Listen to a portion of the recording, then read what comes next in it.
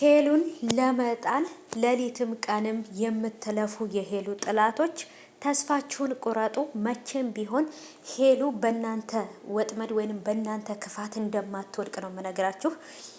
አንዳንድ ሰዎች ሰው ሲያልፍለት፣ ሰው ሲሰራ፣ ሰው ሲለወጥ፣ ሰው ሲደሰት አይፈልጉም።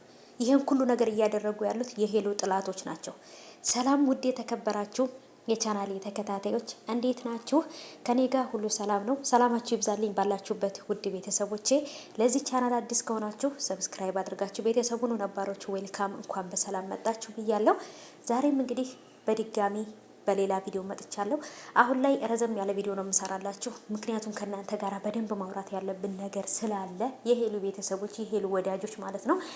እና ደግሞ ትናንትን በሰራሁት ቪዲዮ ላይ እንደ ሄሉና ናቲ ተጣልተው የለ እንደ ይሄንን ቪዲዮ የታመተሹ ነው ምናምን ሁልጊዜ ውሸት አትስሪ ምናምን አንዲት ልጅ ሁልጊዜ ውሸት ምናምን ያለች ልጅ ያለች ማለት ነው። ውሸት ነው ብለሽ ካሰብሽ አለማየት ነው። እኔ ፎቶሾፕ አልሰራሁትም እኮ ናቲን እና ሄሉን አንድ ላይ ሳመጣቸው ፎቶሾፕ አይደለም የሰራሁት የነሱ ነው። ግን ደግሞ ባለፈው ዕለት ነበረ ላይቭ ገብተው የቀረጽኳቸው ማለት ነው ሳይጣሉ በፊት የተጣሉት እኮ ይሄን 2 ቀን ነው አይደለ? ከዛሬ 3 ቀን በፊት ላይቭ ላይ ነበሩ። አሁንም ላይቭ ላይ የቀረጽኳቸው ቪዲዮ አለ፣ እለቀዋለሁ። ወደዳችሁም ጠላችሁም ታዩታላችሁ። ካልፈለጋችሁ መተው ነው ማለት ነው። ማንም አላስገድዳችሁም። እና ሀባይቦቼ ውሸት የምትሉት ምንም ውሸት የለም። ምክንያቱም ቪዲዮ እያመጣውላችሁ ነው፣ ፎቶ እያመጣውላችሁ ነው። ምንም የሰራሁት ውሸት የለም። ተምብሌል ምናምን የጻፍኩትና ከውስጥ ስትገቡ ደግሞ ሌላ ስለሚሆንባችሁ ነው ውሸት የምትሉት ማለት ነው። ሲጀመር ተምብሌል ማንም ከላይ እውነት የሚጽፍ የለም። ሰምታችኋል።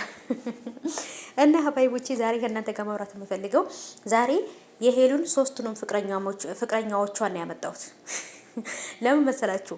አሁን እዚህ ጋር ያብም በራሱ አቅም የሄሉን ልብን ክትከተ ስብርብር አድርጎት እንዳትጠገን አድርጓት ነው የሄደው።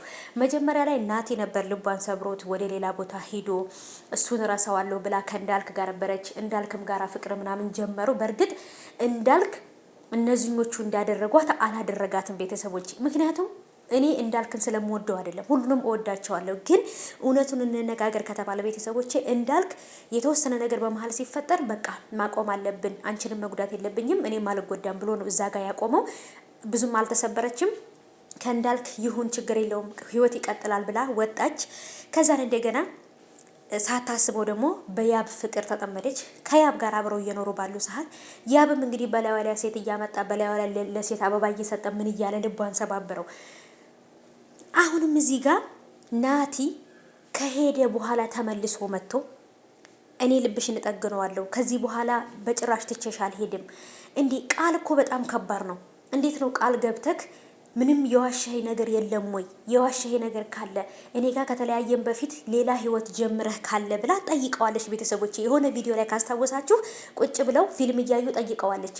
የዋሸኸኝ ነገር የለም ወይ? ከዚህ በፊት ህይወት አልጀመርክም ወይ ብላ ጠይቀዋለች። ምንም ነገር አላላትም።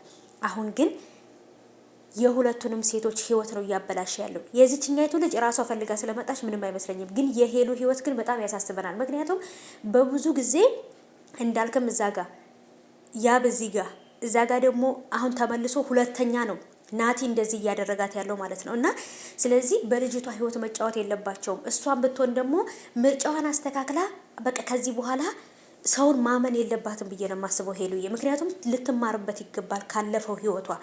ናቲ በርግጥ የልጅነት ፍቅረኛዋ ነው፣ ይሄን ነገር ያደርጋል ብላ አላሰበችም ነበር። ግን እውነቱን ነግሯት ቢሆን ይሄ ነገር ሲመጣ አደነግጥም ነበር ቤተሰቦች። ግን እውነቱን አልነገራትም። እኔ ወንዶች እኮ ያልተነበበ መጽሐፍ እኮ ናቸው።